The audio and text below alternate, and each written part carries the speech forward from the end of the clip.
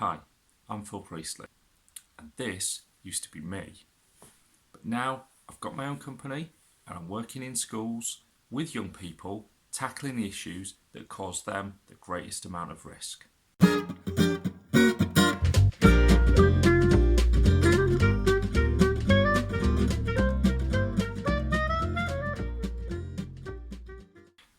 So today's video, we're going to confront one of the subjects that's the most difficult for parents and young people to talk about.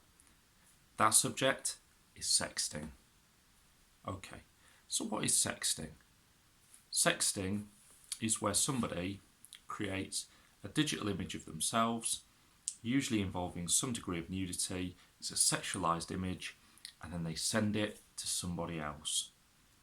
Now, for adults, that's a risky thing to do. Risky for lots of reasons. But for young people, it's illegal. Now, here's what the law says on the matter. Okay, a young person who's not yet reached the age of 18 is regarded by the government to be a child. An intimate, sexualized image of a child is an indecent image of a child. It's what's referred to in the tabloids as child pornography. Now, I don't like that terminology, I don't like that phrase. There's no such thing as child pornography. Children cannot consent to be involved in pornographic imagery, so it becomes an indecent image of a child. Being in possession of an indecent image of a child is a criminal offence. Distributing imagery, indecent images of children, is a criminal offence. So the issue comes along when a young person who's not yet 18 creates an image of themselves which is in fact an indecent image of a child. Now, in doing so, they have suddenly created a piece of illegal material and they are in possession of it. Therefore, they're now committing a criminal offence. If they then send it to somebody, they're distributing indecent imagery of children. Going forward from there, if that person then receives that image, they're now in possession of an indecent image of a child. And if they show it to anybody else or share it with anybody else, upload it to the web or anything else, they are then committing those offences as well. And we need to understand the inherent risks within all of this and help to protect our young people from making these mistakes. Now, the MPCC, that is the group of chief police officers who run all of our constabularies, they've come to an agreement. We need to take a pragmatic view of this subject. We need to avoid, wherever possible, the criminalisation of young people.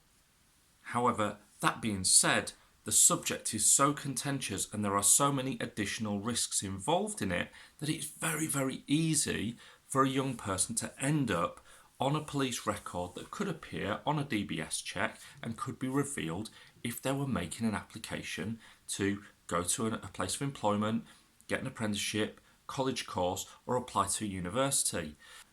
In addition to that, of course, there are further risks and concerns.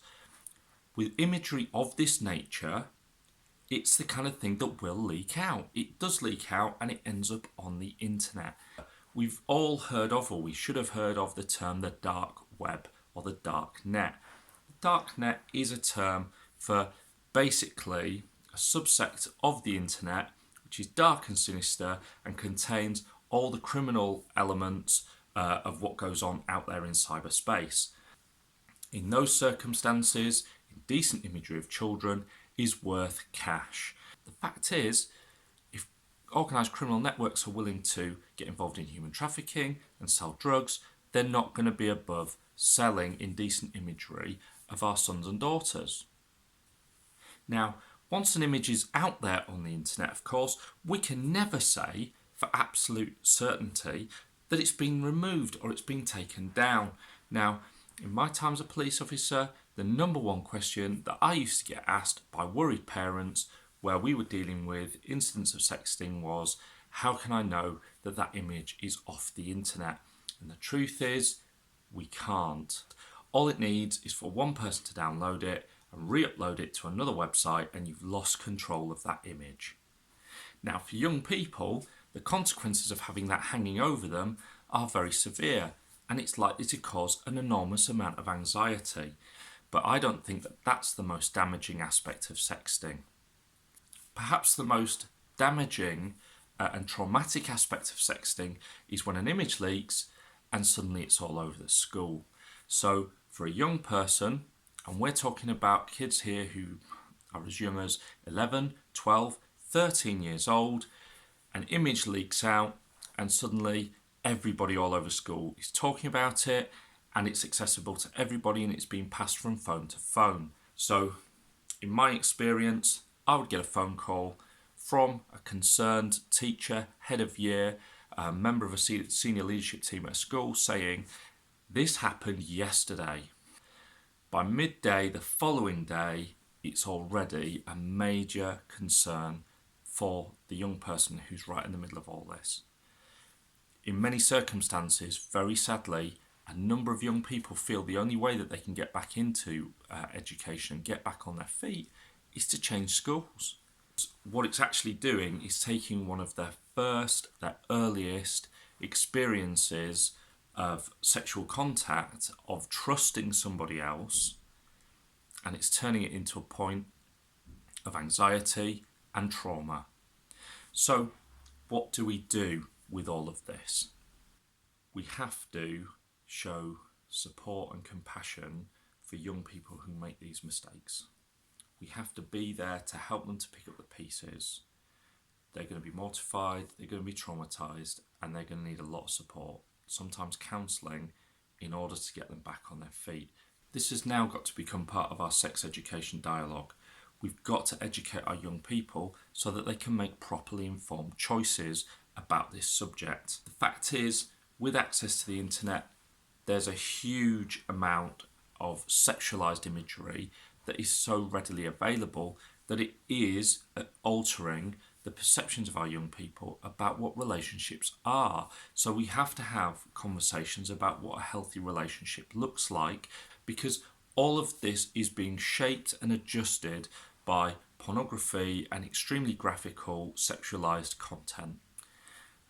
And because young people are seeing an increasing amount of sexualized content online, there is the risk there that they believe that putting somebody's self out there and the performance element of being on a camera is a normal part of being in a relationship. And they have to understand that they have choices and that they can set healthy boundaries and that they don't have to give in to the pressures that might come along with somebody demanding that they do participate in this type of activity. This isn't a conversation that's about being prudish. It's a conversation about keeping our young people safe. So what I've done is I've created some content. That content is available to download from my website, and the details I'm going to put on the screen with this video, okay? It'll be attached to the links.